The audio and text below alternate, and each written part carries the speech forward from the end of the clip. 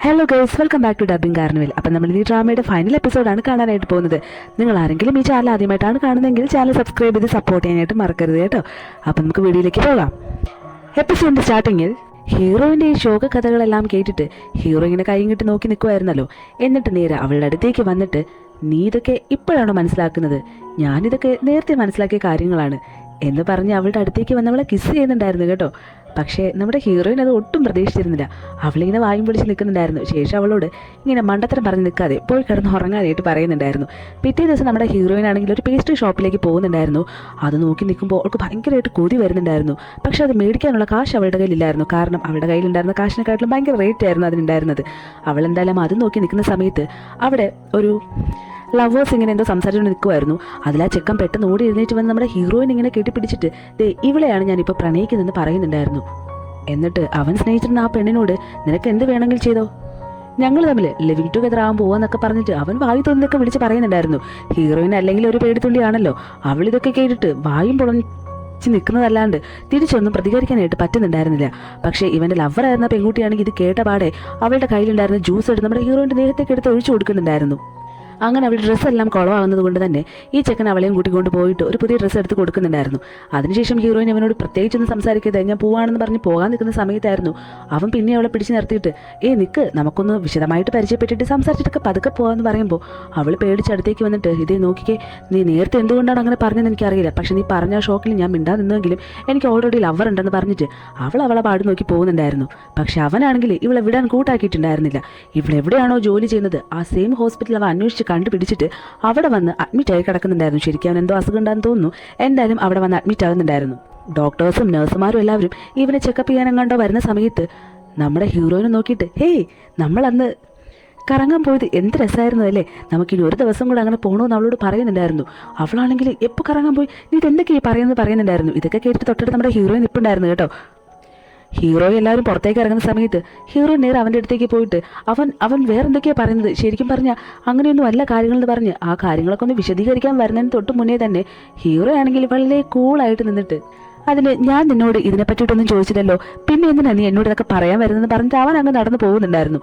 അങ്ങനെ അത് കുറച്ച് ദിവസങ്ങൾ പോകുന്നുണ്ടായിരുന്നു. ആ സമയം വെച്ച് തന്നെ ആ ചെക്കന് കാര്യങ്ങളെല്ലാം മനസ്സിലാകുന്നുണ്ടായിരുന്നു. അതായത് നമ്മുടെ ഹീറോയിനും ലവേഴ്സ് ആണെന്നുള്ള കാര്യം. എന്തായിരുന്നാലും അവൻ കുറച്ച് പണക്കാരനായിട്ടുള്ള ആളാണെന്ന് തോന്നുന്നു. അതുകൊണ്ട് അവൻ അവിടെ ഉണ്ടായിരുന്ന നഴ്സുമാർക്കും സ്റ്റാഫുമാർക്കും ഒക്കെ കോസ്റ്റ്ലായിട്ടുള്ള ഗിഫ്റ്റ് ഇടയ്ക്കിടയ്ക്ക് കൊടുക്കാറുണ്ടായിരുന്നു. പക്ഷെ നമ്മുടെ ഹീറോയിൻ അത് വലിയതായിട്ട് കാര്യമാക്കുന്നുണ്ടായിരുന്നില്ല. ഇവളോട് എങ്ങനെയൊക്കെ സംസാരിച്ച് നോക്കിയിട്ടും ഒന്നും വണങ്ങാത്ത കാരണം ഇവൻ നേരെ നമ്മുടെ ഹീറോയെ തക്കത്തിൽ കിട്ടിയ സമയത്ത് അവനോട് പോയിട്ട്, ഞാൻ നിന്റെ ലവറായിരുന്ന പെൺകുട്ടിയെ ഇപ്പം സ്നേഹിക്കുന്നുള്ള കാര്യം നിനക്ക് മനസ്സിലായോ? അതുകൊണ്ട് തന്നെ നിനക്കൊരു ഇച്ചിരി പോലും ജലസ് അടിക്കുന്നില്ലെന്ന് ചോദിക്കുമ്പോൾ ഹീറോ വളരെ കൂളായിട്ട് തന്നെ വന്നിട്ട് അവൻ്റെ അടുത്തേക്ക് പോയി, ഇതേ നോക്കിക്കേ, നിങ്ങളുടെ ബോഡി ഇപ്പം നല്ലപോലെ വീക്കാണ്. അത് കാരണം നിങ്ങൾക്കിപ്പം നല്ല റെസ്റ്റാണ് ആവശ്യം. അതുകൊണ്ട് നിങ്ങൾ റൂമിൽ പോയി റെസ്റ്റ് എടുക്കാൻ പറയുന്നുണ്ടായിരുന്നു. അവനാണെങ്കിലേ ഇവരിങ്ങനെ കൂളായിട്ട് വന്ന് ഓരോ കാര്യങ്ങൾ പറയുന്നത് കൊണ്ട് ഭയങ്കര ദേഷ്യം വരുന്നുണ്ടായിരുന്നു. അത് കഴിഞ്ഞ് കാണിക്കുന്ന സീനിൽ നമ്മുടെ ഹീറോയിനും കൂടെ പുറത്തിങ്ങനെ കറങ്ങി നടക്കുന്നുണ്ടായിരുന്നു കേട്ടോ. അവരങ്ങനെ ഒരു പാർക്കിൻ്റെ അവിടെ പോയിരുന്നിട്ട് ഐസ്ക്രീം എല്ലാം കഴിച്ചുകൊണ്ടിരിക്കുന്ന സമയം ഹീറോയിനാണെങ്കിൽ മനഃപൂർവ്വം അവളുടെ ചുണ്ടിൽ കുറച്ച് ഐസ്ക്രീം ആയിട്ട് ഹീറോയോട് തുടച്ചു തരാനായിട്ട് പറയുന്നുണ്ടായിരുന്നു. അവനടുത്തേക്ക് വന്നിട്ട് അവളെ പെട്ടെന്ന് കിസ് ചെയ്യുന്നുണ്ടായിരുന്നു. അവളാണെങ്കിൽ നിങ്ങൾ എന്തായി കാണിക്കുന്നത്, ആൾക്കാരൊക്കെ ശ്രദ്ധിക്കുന്നുണ്ട്, കുറച്ചെങ്കിലും നാണം വേണ്ടെന്നൊക്കെ ചോദിക്കുന്ന സമയം അവനാണെങ്കിൽ കൂടുതൽ ഡയലോഗൊന്നും അടിക്കാതെ, നീ ഇത് എന്നിൽ നിന്ന് പ്രതീക്ഷിച്ചിട്ടല്ലേ ഇപ്പോൾ ഈ ഐസ്ക്രീം തുടയ്ക്കാനായിട്ട് എന്നെ വിളിച്ചെന്ന് ചോദിക്കുന്നുണ്ടായിരുന്നു. അവളും നിങ്ങൾക്കത് മനസ്സിലായല്ലേ എന്ന് പറഞ്ഞിരിക്കുന്നുണ്ടായിരുന്നു. അത് കഴിഞ്ഞ് നൈറ്റ് ആവുന്ന സമയത്ത് ഇവരൊരു റൈഡിലൊക്കെ കയറുന്നുണ്ടായിരുന്നു. ആ റൈഡിൽ കയറിയിട്ട് ഏറ്റവും മേളിൽ ഇങ്ങനെ നിൽക്കുന്ന സമയത്ത് ഹീറോ ആണെങ്കിൽ പേടിച്ച് വിറച്ച് ഒരു സ്ഥലത്ത് ഇരിക്കുന്നുണ്ടായിരുന്നു. പക്ഷെ അവൻ്റെ മുഖത്ത് ആ പേടിയൊന്നും കാണിക്കുന്നുണ്ടായിരുന്നില്ല.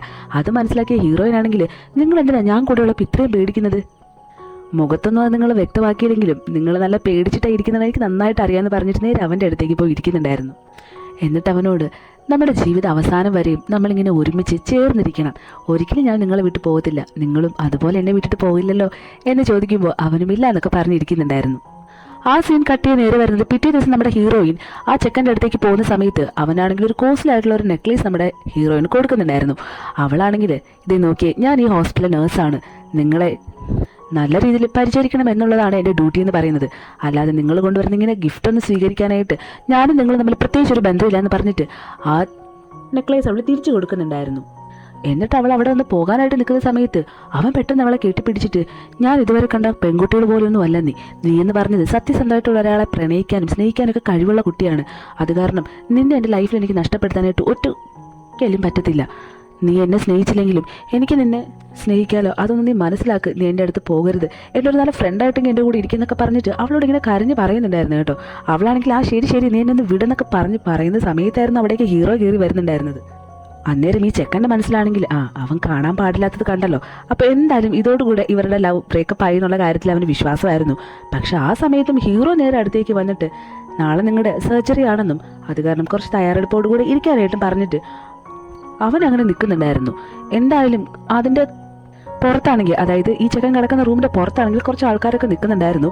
അവർ പെട്ടെന്ന് നോക്കുമ്പോഴത്തേക്കും ആ റൂമിനകത്ത് എന്തോ ഭയങ്കരമായിട്ട് ആരോ അടികൂടുന്നൊക്കെ സൗണ്ട് കേട്ടിട്ട് ആരോ ഇങ്ങനെ വിളിക്കുന്നുണ്ടായിരുന്നു. ഇവർ ഉടനെ ഡോർ തുറന്ന് അകത്തേക്ക് കയറി ചെല്ലുമ്പോൾ ഈ ചെക്കൻ തറയിലേക്ക് വീണിട്ട് നമ്മുടെ ഹീറോ അവനെ കട്ടിലേക്ക് പിടിച്ചിരുത്തുന്നതാണ് കാണിക്കുന്നത്. അവിടെ എന്താണ് ശരിക്കും സംഭവിച്ചെന്നുള്ളത് ഇപ്പോൾ അത് കാണിക്കുന്നില്ല. എന്തായാലും അത് കഴിഞ്ഞ് കാണിക്കുന്ന സീനിൽ ഈ ചെക്കനും അവൻ്റെ ഒരു വക്കീലുമായിട്ട് കൊണ്ടുവന്നിട്ട് ആ ഹോസ്പിറ്റലിലെ ഹെഡായിരിക്കുന്ന ആളോട് പോയിട്ട് എനിക്ക് ഇന്ന ഡോക്ടറിൻ്റെ മേലൊരു കംപ്ലൈൻറ്റ് ഉണ്ടെന്നും വേറൊന്നുമല്ല അയാൾ എന്നെ അടിച്ചു എന്ന് പറയുന്നുണ്ടായിരുന്നു. ഇത് കേട്ട് നിൽക്കുന്ന ഹീറോ ആണെങ്കിൽ ഞാൻ എന്നെ എപ്പോഴും അടിച്ചത്, ഞാൻ എൻ്റെ ദൈവത്തെ തൊട്ടിട്ട് പോലുമില്ല, ഇങ്ങനെ വെറുതെ കള്ളം പറയുന്നുണ്ടായിരുന്നു. അവനും ഒട്ടും എടുക്കാൻ തയ്യാറായിരുന്നില്ല. ആ സമയത്തായിരുന്നു ശരിക്കും അവിടെ എന്താണ് സംഭവിച്ചതെന്ന് കാണിക്കുന്നത്. ശരിക്കും പറഞ്ഞു കഴിഞ്ഞാൽ നമ്മുടെ ഹീറോ അവനോട് കൂളായിട്ട് സംസാരിച്ചത് കൊണ്ട് അവന് ഭയങ്കരമായിട്ട് ദേഷ്യം വന്നിട്ട് ഹീറോ അടിക്കാനായിരുന്നു അവൻ വന്നിരുന്നത്. പക്ഷേ അടിക്കാൻ പറ്റാണ്ട് അവൻ നിലത്തേക്ക് വീഴുന്ന സമയത്ത് ഹീറോ അവനെ മര്യാദയ്ക്ക് കട്ടിലേക്ക് പിടിച്ചിരുത്തിയതായിരുന്നു. പക്ഷേ ഹീറോയോടുള്ള ദേഷ്യം കാരണം അവൻ ഹീറോയുടെ മേലിൽ കംപ്ലൈൻറ്റ് കൊടുക്കുന്നുണ്ടായിരുന്നു. അവൻ കുറച്ച് പണക്കാരനായിട്ടുള്ള ഒരാളാണല്ലോ, അതുകൊണ്ട് തന്നെ അവിടെ ഉണ്ടായിരുന്ന ആൾക്കാർക്ക് ഒന്നും ചെയ്യാനായിട്ട് പറ്റുന്നുണ്ടായിരുന്നില്ല. ഹെഡ് ഓഫീസിലുള്ള എല്ലാവരും ഒക്കെ ചർച്ച ചെയ്തിട്ട് ലാസ്റ്റ് ഒരു തീരുമാനം എടുക്കുന്നുണ്ടായിരുന്നു. ഹീറോയോട് 2 ദിവസം ഹോസ്പിറ്റലിലേക്ക് വരണ്ടാന്ന് പറയുന്നുണ്ട്. എന്തായാലും അവർ പറഞ്ഞതുകൊണ്ട് ഹീറോയ്ക്ക് വേറൊന്നും ചെയ്യാനും പറ്റത്തില്ല, വേറെ വീട്ടിലേക്ക് പോകുന്നുണ്ടായിരുന്നു. അവനിങ്ങനെ വിഷമിച്ചിരിക്കുന്നത് കൊണ്ട് ഹീറോയിനും അവൻ്റെ കൂടെ കലവിലാന്ന് സംസാരിച്ച റൂമിൽ തന്നെ ഉണ്ടായിരുന്നു. പക്ഷെ അവൾ അവിടെ നിൽക്കുന്നത് എന്തുകൊണ്ടും അവനൊരു ആശ്വാസമാണെങ്കിലും അവളുടെ കയ്യിലിട്ട് മോശമാണല്ലോ, എപ്പോഴും എന്തെങ്കിലുമൊക്കെ കുഴപ്പങ്ങളാണല്ലോ ഉണ്ടാക്കുന്നത്. അവൾ അവിടെ ഉണ്ടായിരുന്ന സാധനങ്ങളൊക്കെ എടുക്കുന്ന സമയത്ത് അതൊക്കെ അറിയാതെ കയ്യിൽ വീണൊക്കെ പൊട്ടുന്നുണ്ടായിരുന്നു. അതൊക്കെ തുടച്ച് വൃത്തിയാക്കിക്കൊണ്ട് നിൽക്കുന്ന സമയത്ത് അവനാണെങ്കിൽ നീ എന്തിനാ എപ്പോഴും ഇങ്ങനെ ഈ മന്ദബുദ്ധികളെ പോലെ പെരുമാറുന്നത്, കുറച്ചെങ്കിലും ബുദ്ധിയുള്ളവരെ പോലെ പെരുമാറുന്നു പറയുന്നുണ്ടായിരുന്നു. അവൾ അന്നേരം അവൻ്റെ അടുത്തേക്ക് കയറി വന്നിരുന്നിട്ട് എനിക്കറിയാം ഞാൻ നിങ്ങൾക്ക് യോജിച്ച പെൺകുട്ടിയല്ലാന്ന്, പക്ഷെ എന്ത് ചെയ്യാനാ, എനിക്ക് നിങ്ങൾ ഒരുപാട് ഇഷ്ടമാണെന്ന് പറയുമ്പോൾ ഹീറോ പിന്നെയും തുടങ്ങിയോ അതിൻ്റെ ശോകകഥ, അതൊന്നും കേൾക്കാൻ എനിക്കിപ്പോൾ സമയമില്ല, മാത്രമല്ല അങ്ങനെയുള്ള ഒരു മൂഡിലുമല്ല ഞാൻ ഇരിക്കുന്നത്. നീ ഒരു കാര്യം മനസ്സിലാക്കണം, നമ്മൾ തമ്മിൽ ഒരുമിച്ചിരിക്കുന്ന സമയത്ത് ഞാനും ഹാപ്പിയാണ്, നീയും ഹാപ്പിയാണ്. അത് കാരണം തന്നെ ദൈവം പോലും നമ്മൾ രണ്ടുപേരും ചേരണമെന്നാണ് ആഗ്രഹിക്കുന്നത്. അതുകൊണ്ട് ഇനി മേലിൽ ഇങ്ങനെയുള്ള കാര്യങ്ങൾ പറയണമെന്ന് പറഞ്ഞിട്ട് അവളിങ്ങനെ ചേർത്ത് നിർത്തിയിട്ട് കിസ് ചെയ്യുന്നുണ്ടായിരുന്നു. അത് കഴിഞ്ഞ് അടുത്ത ദിവസമാണ് കാണിക്കുന്നത്. അതായത് 2 ദിവസങ്ങൾക്ക് ശേഷം ഹീറോ ഇപ്പോൾ ഹോസ്പിറ്റലിലേക്ക് തിരിച്ച് വരുന്നുണ്ടായിരുന്നു.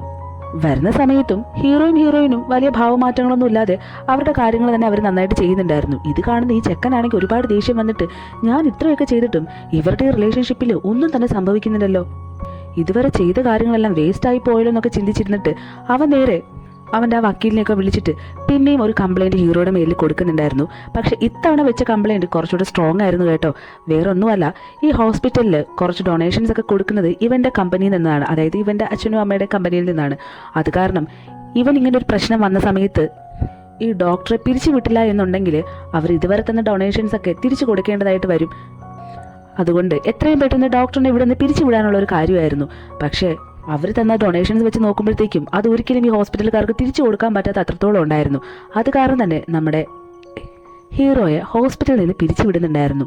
അവനത് ഭയങ്കര ഷോക്കായിരുന്നു. അതിലുപരി അവന് ഭയങ്കര വിഷമവും വരുന്ന കാര്യമായിരുന്നു. ഇതറിയുന്ന ഹീറോയിനാണെങ്കിൽ അതിലേറെ സങ്കടം തോന്നിയിട്ട് അവൾക്ക് ദേഷ്യം വന്ന് നേരെ ആ ചെക്കൻ്റെ അടുത്തേക്ക് പോയിട്ട് നീ എന്തിനാ അവനിങ്ങനെ ഉപദ്രവിക്കുന്നത്, അവൻ എന്നോട് എന്ത് തെറ്റ് ചെയ്തു എന്നൊക്കെ ചോദിക്കുന്നുണ്ടായിരുന്നു. അന്നേരം അവൻ എന്നോട് ഒരു തെറ്റും ചെയ്തില്ലെങ്കിലും എനിക്ക് അവനോട് വൈരാഗ്യമുണ്ട്, വേറൊരു കാര്യത്തിലുമല്ല. നീ അവൻ്റെ കൂടെ ഇങ്ങനെ ജീവിക്കുന്നത് എനിക്ക് ഒട്ടും ഇഷ്ടമല്ല. നീ എന്നെ സ്നേഹിക്ക്, എന്നാൽ ഞാൻ അവനെ വെറുതെ വിടാം. നീ എൻ്റെ കൂടെ നിൽക്കുവാണെങ്കിൽ അവൻ പഴയതുപോലെ ഇവിടെ തന്നെ ജോലി ചെയ്യുന്നതായിരിക്കും എന്ന് പറയുന്നുണ്ടായിരുന്നു. നീ എൻ്റെ കൂടെ നിൽക്കോ, അങ്ങനെയാണെങ്കിൽ ഈ കേസ് ഞാൻ പിൻവലിക്കാമെന്ന് പറയുമ്പോൾ അവൾക്കും തിരിച്ചെന്ത് മറുപടി കൊടുക്കണമെന്ന് അറിയാത്തൊരു വല്ലാത്ത സാഹചര്യത്തിൽ നിൽക്കുന്നുണ്ടായിരുന്നു. പിറ്റേ ദിവസം എന്തായാലും ഹീറോയിനും കൂടെ പുറത്തൊക്കെ പോകുന്നുണ്ടായിരുന്നു. അവർ ഒരുപാട് സ്ഥലങ്ങളിൽ ഇങ്ങനെ കറങ്ങി നടന്ന് കുറേ ഗെയിംസൊക്കെ കളിച്ചിങ്ങനെ നടക്കുന്നുമുണ്ട്. അതെല്ലാം കഴിഞ്ഞിട്ട് നൈറ്റ് 2 പേരും ഒന്നിച്ച് വീട്ടിലേക്ക് നടന്നു വരുന്ന സമയത്ത് ഹീറോ അവളോട് ഒരു കാര്യത്തെപ്പറ്റി ചോദിക്കുന്നുണ്ടായിരുന്നു. നിനക്ക് ഓർമ്മയുണ്ടോ, നീ ഒരു ദിവസം ഭയങ്കരമായിട്ട് മദ്യപിച്ചിട്ട് ഞാൻ നിന്നെ എടുത്തുകൊണ്ട് വീട്ടിലേക്ക് കൊണ്ടുപോയ ഒരു ദിവസം, അന്ന് നീ എന്തൊക്കെയോ കുറേ കാര്യങ്ങൾ പാട്ടായിട്ട് പാടുന്നുണ്ടായിരുന്നു. ആ പാട്ട് നിനക്ക് എവിടെ നിന്ന് കിട്ടിയെന്ന് ചോദിക്കുമ്പോൾ ഇവളാണെങ്കിൽ നിനക്കൊരു കാര്യം അറിയാമോ, ഞാൻ ഈ നേഴ്സ് ആകുന്നതിന് മുന്നേ, അതായത് ഞാൻ സ്കൂളിൽ പഠിക്കുന്ന സമയത്ത് ഞാൻ വളരെയധികം മന്ദബുദ്ധിയായിട്ടുള്ളൊരു കുട്ടിയായിരുന്നു. പഠിത്തമെന്ന് പറഞ്ഞ് എൻ്റെ അടുത്തുകൂടെ പോയിട്ടില്ലായിരുന്നു. എപ്പോഴും ക്ലാസ്സിൽ തോക്കുന്ന കുട്ടി ഞാൻ മാത്രമായിരുന്നു. പക്ഷേ എന്ന് മുതലാണോ ഞാൻ നിന്നെ കണ്ടുമുട്ടിയത് അന്ന് മുതലായിരുന്നു എനിക്ക് എങ്ങനെയെങ്കിലും നിൻ്റെ ഒപ്പം എത്തണം, അതിനൊരു നേഴ്സായേ പറ്റത്തുള്ളൂ, ഡോക്ടർ ആവാനുള്ള പഠിപ്പൊന്നും എനിക്ക് വരത്തില്ല.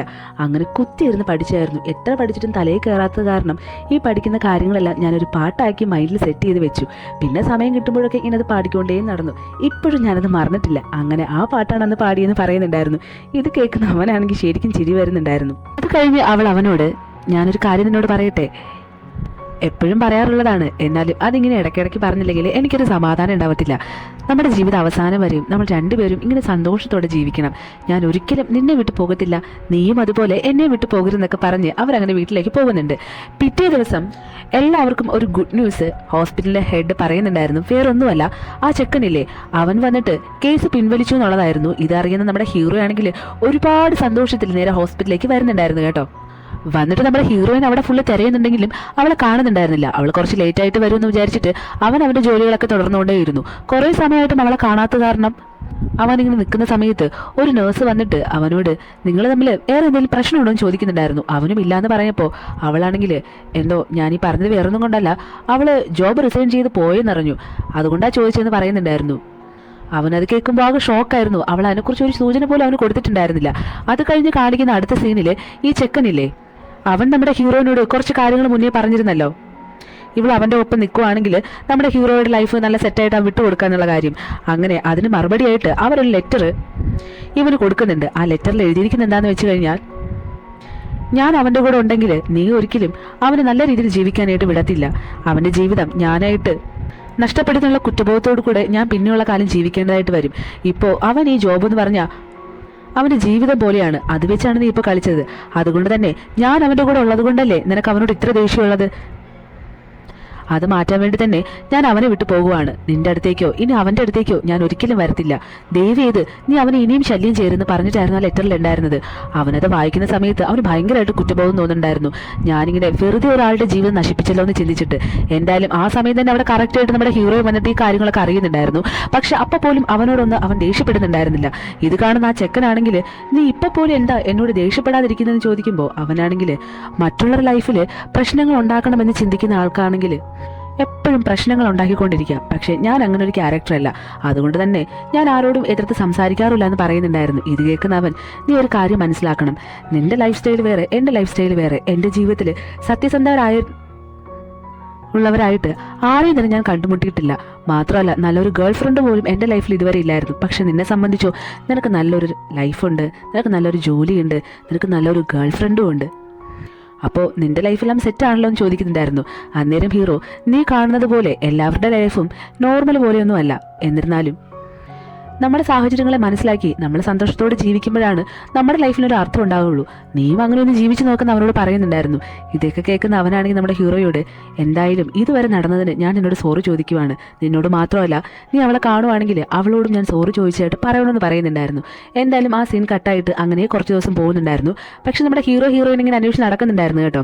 അടുത്ത് കാണിക്കുന്നത് ഹീറോ ഇങ്ങനെ ഒരു സ്ഥലത്തു കൂടെ നടന്നു പോകുന്ന സമയത്ത് ഹീറോ അവളെ കോൾ ചെയ്തിട്ടുണ്ടായിരുന്നു. കോൾ ചെയ്തിട്ട്, ഹലോ മാഡം, എന്താ എന്നെ മറന്നുപോയെന്ന് ചോദിക്കുന്നുണ്ടായിരുന്നു. അവളും ഭയങ്കരമായിട്ട് കരച്ചിൽ വന്നിട്ട്, പക്ഷെ അത് പുറമേ കാണിക്കാതെ അവനോട് ഇളിച്ചോട് സംസാരിക്കുന്നുണ്ടായിരുന്നു. മറന്നോ? നീ എന്താ ഈ പറയുന്നത്? ഞാൻ മറന്നിട്ടൊന്നുമല്ല. പിന്നെ കുറച്ച് ദിവസം അവിടുത്തെ ആ സാഹചര്യങ്ങളിൽ നിന്ന് ഒന്ന് മാറി നിൽക്കണമെന്ന് മാത്രമേ ഞാൻ ചിന്തിച്ചുള്ളൂ. അതുകൊണ്ട് തന്നെയാണ് ഞാനൊന്ന് മാറി നിന്നതും. പക്ഷേ കുറച്ച് ദിവസം കൂടെ കഴിയുമ്പോൾ ഞാൻ നിൻ്റെ അടുത്ത് അങ്ങോട്ടേക്ക് തന്നെ വരുമെന്ന് പറയുന്നുണ്ടായിരുന്നു. ആ സമയം അവൻ്റെ സൗണ്ടൊന്നും തിരിച്ച് കാണാത്ത കാരണം ഇവള് ഹലോ ഹലോ എന്ന് പറഞ്ഞു നിൽക്കുന്ന സമയത്തായിരുന്നു പുറകിൽ കൂടെ വന്നിട്ട് ഒരാളിങ്ങനെ അവളെ ഹഗ് ചെയ്യുന്നത്. അവിടെ ഇത് ആരാ നോക്കുമ്പോൾ അത് നമ്മുടെ ഹീറോ ആയിരുന്നു കേട്ടോ. ഹീറോ വന്നിട്ട്, നീ അവസാനമായിട്ട് എന്നോട് എന്താ പറഞ്ഞത്? എന്നെ വിട്ട് ഒരിക്കലും പോകത്തില്ല, ജീവിത അവസാനം വരെ നീ എൻ്റെ കൂടെ ഉണ്ടാവുന്നൊക്കെയല്ലേ, എന്നിട്ടിപ്പോൾ നീ തന്നെ എന്നെ തനിച്ചാക്കി പോയി കളഞ്ഞല്ലോ എന്ന് പറയുന്നുണ്ടായിരുന്നു. അവളും, നീ എന്നോട് ക്ഷമിക്കണമെന്നും ഞാൻ നിന്റെ നല്ലൊരു ഭാവി മാത്രമേ ആലോചിച്ചിട്ടുള്ളൂ, അത് കാരണമാണ് ഞാൻ അങ്ങനെ ഒരു തീരുമാനം എടുത്തിരുന്നത്. പക്ഷേ ഇപ്പം എനിക്ക് മനസ്സിലായി, നീ ഇല്ലാതെ എനിക്ക് ഒരു നിമിഷം പോലും ജീവിക്കാനായിട്ട് പറ്റത്തില്ല, ഞാൻ ഇനി ഒരിക്കലും നിന്നെ വിട്ടു പോകത്തില്ല എന്ന് പറഞ്ഞു നിൽക്കുമ്പോൾ അവൻ അവളെ കിസ് ചെയ്യുന്നുണ്ടായിരുന്നു.